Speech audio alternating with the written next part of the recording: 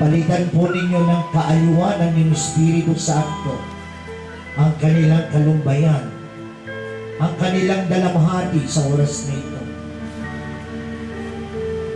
Huwag po ninyo silang pababayaan,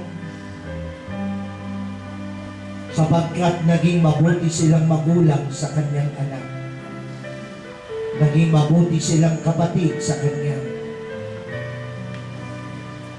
Dalangin ko po na malampasan po nila ang pagsubok na ito. Huwag po ninyo silang iiwanan at huwag po ninyo silang pababayaan, lalo na sa sandaling kanilang naiisip ang kanilang mabutit, mabait at masunurin na anak.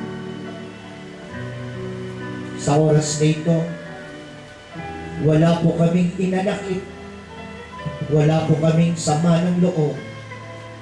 Ipinagkakaloob po namin siya sa iyo ng buong-buo sa iyo, Panginoon.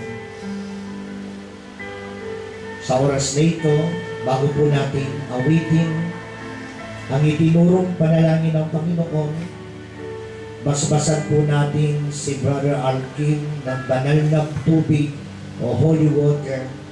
Ang ibig sabihin po yan, ipinapaabot ninyo yung pagmamahal, pag-ibig sa Kanya, sa Kanyang paglalakbay sa kabilang buhay.